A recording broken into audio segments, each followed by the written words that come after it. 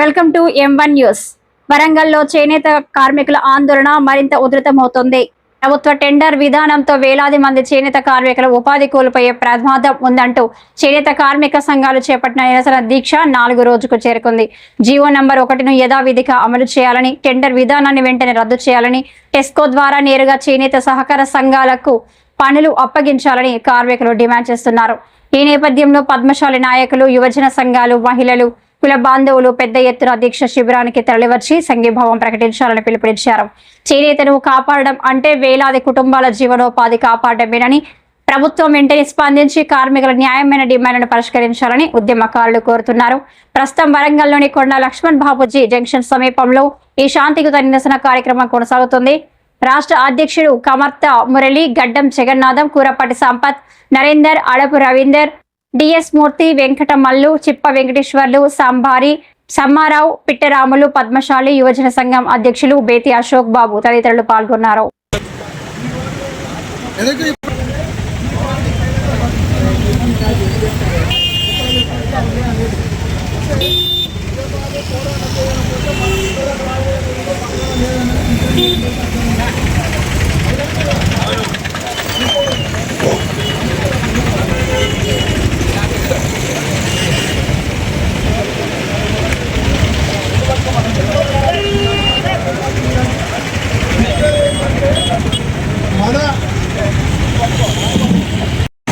మంత్రిగా చేశాడు, ఎమ్మెల్యే చేశాడు. మరి ఆ రోజు తెలంగాణ కోసం తన మంత్రి పదవిని కూడా పునఃప్రాయంగా వదిలేసిన గొప్ప వ్యక్తి కొండ లక్ష్మణ్ బాబు గారు. మరి ఈరోజు చేనేత వృత్తిలో ఉన్న వాళ్ళు చాలా మంది, కొన్ని వేల మంది చేనేత వృత్తిని నమ్ముకొని ఆర్థికంగా కష్టాలు పడుతూ. అందరికీ నమస్కారం. నా పేరు కమర్త మురళి, తెలంగాణ పద్మశాలి సంఘం రాష్ట్ర అధ్యక్షుడిని. మరి గత 3 రోజులుగా వరంగల్ ఉమ్మడి జిల్లాలో చేనేత కార్మికులందరూ కూడా రోడ్డు మీదకి వచ్చి మరి వాళ్ళకి నిరసన తెలియజేయడం జరుగుతుంది. నిన్న కూడా కలెక్టరేట్ దాదాపు 500 మంది చేనేత కార్మికులు వారి నిరసన తెలియజేశారు. ముఖ్యంగా వాళ్ళ ఉద్దేశం ఏంటంటే, గతంలో మరి ప్రభుత్వం ఏదైతే చేనేత కార్మికుల దగ్గర నుంచి, చేనేత వృత్తిలో ఉన్న వాళ్ళందరి దగ్గర నుంచి ఏదైతే వాళ్ళ ప్రొడక్షన్, వాళ్ళ నేత నేసి ఉండేదో అన్నిటి కూడా ప్రొక్యూర్ చేసేది, టెస్కో ద్వారా ప్రొక్యూర్ చేసి గవర్నమెంట్ సప్లై చేసేది. మరి మొన్న జరిగిన ఏదైతే 22 లక్షల మంది విద్యార్థులకు కావాల్సిన 22 రకాల ఐటమ్ అన్నింటినీ కూడా తెలంగాణ ప్రభుత్వం, మరి ముఖ్యమంత్రి గారు, మరి అదేవిధంగా సంబంధిత అధికారులందరూ కూడా ఏదైతే వాటికి కావాల్సిన వాటన్నిటిని కూడా బయట నుంచి పర్చేజ్ చేయడం, టెండర్ ప్రక్రియ ద్వారా సేకరించడం జరుగుతుంది. దీనికి మా యొక్క విజ్ఞప్తిని కూడా తుమ్మల నాగేశ్వర గారు మంత్రి గారి ద్వారా వేం నరేందర్ రెడ్డి గారికి, అదేవిధంగా ముఖ్యమంత్రి గారు తెలియజేయడం జరిగింది. వారు కూడా సానుకూలంగా స్పందించి మరి వరంగల్లో తయారైనటువంటి ఏదైతే కార్పెట్లు కానీ, అదేవిధంగా బెడ్షీట్లు కానీ, మరి వీరి కెపాసిటీ వరంగల్లో 7 లక్షల మందికి, 7 లక్షల వరకు సంఖ్యకు సంబంధించిన 7 లక్షల సంబంధించిన కార్పెట్లు కానీ, బెడ్షీట్లు కానీ తయారవుతున్నాయి. 7 లక్షల భూమి మిగతా అన్నింటినీ కూడా మేము బయట నుంచి సేకరిస్తామని చెప్పి హామీ ఇవ్వడం జరిగింది. మరి ఎక్కడో లోపం జరిగి అధికారులు అత్యుత్సాహంతో దీన్ని టెండర్ ప్రక్రియను స్టార్ట్ చేయడం జరిగింది. మళ్ళీ మంత్రి గారి దృష్టికి తీసుకెళ్తాం, వేం నరేందర్ రెడ్డి గారు ఎంపీ గారి దృష్టికి తీసుకెళ్తాం, ముఖ్యమంత్రి గారి దృష్టికి తీసుకెళ్లి వీళ్ళందరికీ న్యాయం జరిగేట్టు చేస్తాం. ముఖ్యంగా ఎవరు కూడా ఆందోళన చెందాల్సిన అవసరం లేదు. గతంలో కూడా మరి గత 2 సంవత్సరాల్లో చుట్టుపండి 290 కోట్లు కానీ, చేనేత బియ్యం విషయంలో 5 లక్షల రూపాయలు, 57 సంవత్సరాలు నిండినా సరే చేనేత వృత్తిలో ఉండి మరి జియో ట్యాగ్ ఉన్న వాళ్ళందరికీ కూడా 7 లక్షల రూపాయలు ఎక్స్గ్రేషియర్ రూపంలో కూడా ప్రభుత్వం ఇస్తుంది. ప్రభుత్వం చాలా సానుకూలంగా ఉంది చేనేత కార్మికుల పట్ల, పద్మశాలి సమాజం పట్ల చాలా సానుకూలంగా ఉంది. కాబట్టి ఎవరు అధైర్యపడద్దు.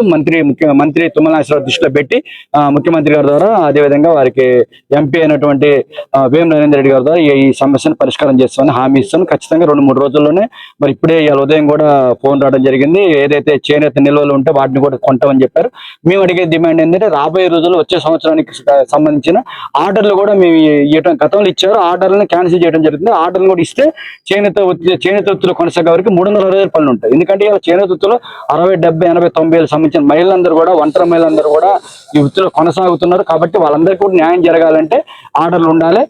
రైతన్నట్టునో నేతన్నట్ట, కాబట్టి రైతన్న లాగానే నేతన్న కూడా ప్రభుత్వం చూడాలని విజ్ఞప్తి చేస్తుంది. Thank you. వరంగల్ జిల్లాలోని చేనేత కార్మికులు గత 4 రోజులుగా టెండర్ ప్రక్రియ నుంచి బెడ్షీట్, కార్పెట్ను తొలగించి 20 రకాల వస్తువులకి టెండర్ పెట్టుకోవాలని చెప్పి డిమాండ్ చేస్తూ కొండ లక్ష్మణ్ బాబుజీ విగ్రహం దగ్గర శాంతియుత ధర్నా కార్యక్రమం చేస్తూ ఉన్నారు. ఇది న్యాయమైన డిమాండు. దీన్ని మా మంత్రివర్యులు శ్రీమతి కొండా సురేఖ గారి ద్వారా ముఖ్యమంత్రి గారికి, అదేవిధంగా చేనేత జౌళి శాఖ మంత్రి తుమ్మల నాగేశ్వరరావు గారికి, అదేవిధంగా మా యొక్క కార్పెట్లు బెడ్షీట్లకు అనుబంధంగా ఉన్న మంత్రులైన పొన్నం ప్రభాకర్ గారికి, అడ్లూరి లక్ష్మణ్ కుమార్ గారికి విన్నవించి కొండ సురేఖ గారు ఈ నలుగురు మంత్రులతో కలిసి రేపు ముఖ్యమంత్రి గారిని కలవబోతా ఉంది. ఇక్కడ ఏమైతే మనం 4 రోజుల నుంచి ఈ ధర్నా కార్యక్రమం చేపట్టినమో 1,00,000 పీసులే కొందామని చెప్పి ఆర్డర్ ఇచ్చిన టెస్కో వాళ్లకు ఈ రోజు చేనేత కార్మికుల దగ్గర ఎన్ని అయితే కార్పెట్లు బెడ్షీట్లు ఉన్నాయో అవన్నీ ఖరీదు చేయమని చెప్పి పొద్దున ఫోన్ల ద్వారా ఆదేశాలు రావడం జరిగింది. మనము పోరాటం చేస్తే ప్రభుత్వం ఖచ్చితంగా మన పక్షాన్నే ఉన్నది. వేం నరేందర్ రెడ్డి గారు చేనేత కార్మికుల పొట్టగొట్టే ఆలోచన ఈ ప్రభుత్వానికి లేదు.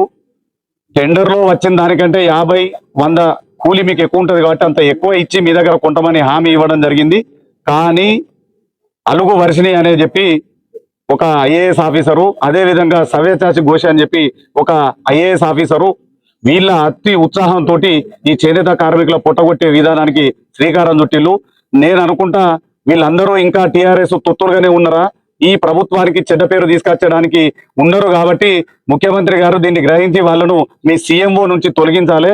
ప్రభుత్వం చేనేత కార్మికుల సంక్షేమానికి అనేక పథకాలు పెట్టి నిన్నగాక మొన్న దాదాపుగా 90 కోట్ల రూపాయలు ఇచ్చి మొగ్గం నేసే కార్మికులకు 4,500, పట్టుడు చుట్టే కార్మికులకు 1,500 రూపాయలు ఇచ్చి మంచి చేస్తా ఉంటే కొంతమంది అధికారుల వల్ల చెడ్డ పేరు వస్తుంది. కాబట్టి దీన్ని గ్రహించి ఈ చేనేత కార్మికులందరినీ గనక మనం ఆదుకోకపోతే పద్మశాలి సమాజమే మనకు దూరం అయ్యే విధంగా ఉన్నది. కాబట్టి కాంగ్రెస్ పార్టీలో ఉండి మేము మిమ్మల్ని వేడుకుంటున్నాం. కాబట్టి ఈ విధంగా ఆలోచన చేసి చేనేత కార్మికుల్ని ఆదుకోవాలని డిమాండ్ చేస్తా ఉన్నాం.